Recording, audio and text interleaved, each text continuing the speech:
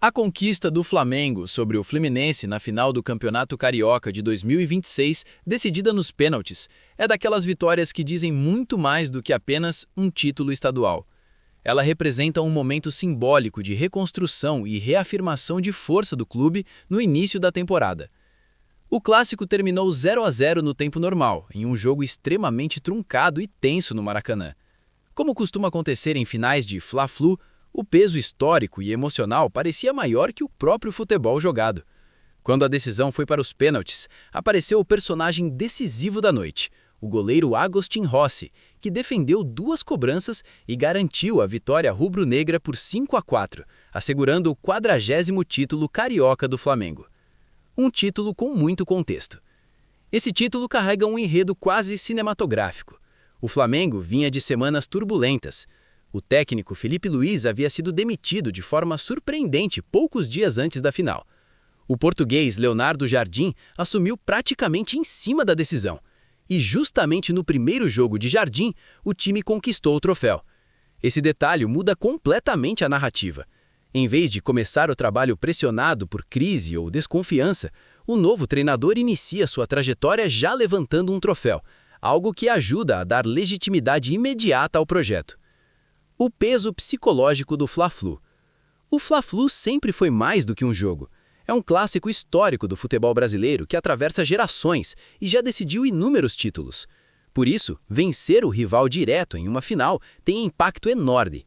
Reforça a hegemonia recente do Flamengo no estadual, interrompe qualquer narrativa de domínio tricolor, fortalece a confiança do elenco para as competições maiores do ano. E não é qualquer sequência. Com essa taça, o Flamengo chega ao tricampeonato estadual 2024, 2025 e 2026. O significado para a temporada. Talvez o mais interessante dessa conquista seja o momento em que ela acontece. O Flamengo vinha de frustrações recentes, como perdas de títulos no início do ano e de instabilidade interna. Esse carioca funciona quase como um ponto de virada psicológico. Para o elenco, é uma confirmação de que o time continua competitivo. Para o novo treinador, é um início perfeito. E para a torcida, é a reafirmação de um domínio estadual histórico. No fim das contas, o título carioca de 2026 não foi um espetáculo técnico. O jogo foi amarrado, nervoso e decidido nos detalhes. Mas talvez isso seja exatamente o que torna essa conquista tão marcante. Porque o Flamengo venceu do jeito que campeões costumam vencer, sobrevivendo à pressão, contando com um herói improvável no gol e levantando a taça no clássico mais simbólico do futebol carioca.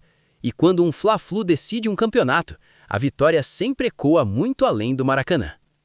A final do Campeonato Carioca entre Flamengo e Fluminense foi um clássico decidido nos detalhes. O 0-0 no tempo normal e a vitória rubro-negra nos pênaltis esconderam um jogo taticamente muito interessante, cheio de ajustes, nervosismo e pequenos erros que acabaram definindo o campeão. Vou dividir a análise em 3 partes: tática, destaques individuais e erros do Fluminense. 1. Análise tática do jogo. Flamengo, organização e controle emocional. Mesmo com pouco tempo de trabalho do novo treinador, Leonardo Jardim, o Flamengo apresentou algo que parecia prioridade clara: organização defensiva e equilíbrio entre setores. O time atuou em muitos momentos em um 4-2-3-1 compacto, com 2 linhas próximas.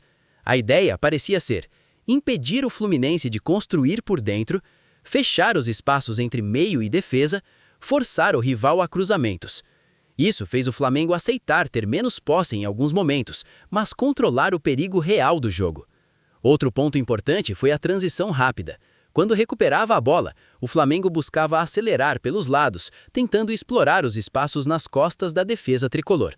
Ou seja, foi um Flamengo menos vistoso, mas muito eficiente taticamente. Fluminense.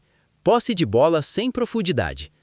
O Fluminense tentou impor o estilo que o consagrou nos últimos anos: posse de bola, construção desde atrás e muita circulação no meio-campo. O problema foi que essa posse muitas vezes virou posse estéril. O time tinha a bola, mas demorava para acelerar, encontrava o meio congestionado, tinha dificuldade para infiltrar na área. Sem espaço central, o Fluminense ficou previsível e acabou apostando muito em bolas laterais, algo que favoreceu a defesa rubro-negra. Destaques individuais. Agustin Rossi, Flamengo. O grande nome da final foi o goleiro Agustin Rossi. Durante o jogo, ele já demonstrava segurança. Boa saída em cruzamentos, posicionamento sólido, tranquilidade nas reposições. Mas foi nos pênaltis que ele virou o protagonista. Defesas decisivas transformaram o goleiro no herói do título. Em finais equilibradas, sempre aparece um personagem assim, e dessa vez foi Rossi. Defesa do Flamengo. A linha defensiva rubro-negra fez um trabalho muito disciplinado. Boa leitura de bolas longas, marcação firme na área, poucos espaços concedidos. Isso neutralizou os principais movimentos ofensivos do Fluminense. Meio-campo tricolor.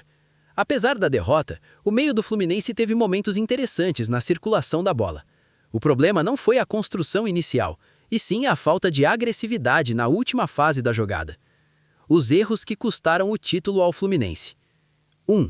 Lentidão na tomada de decisão. O maior problema foi a demora para verticalizar o jogo. Quando o time tinha espaço para acelerar, muitas vezes preferia mais um passe lateral ou recuo. Isso permitia ao Flamengo recompor a defesa. 2. Falta de presença na área. Em vários momentos, o Fluminense chegava ao terço final, mas não tinha jogadores suficientes dentro da área.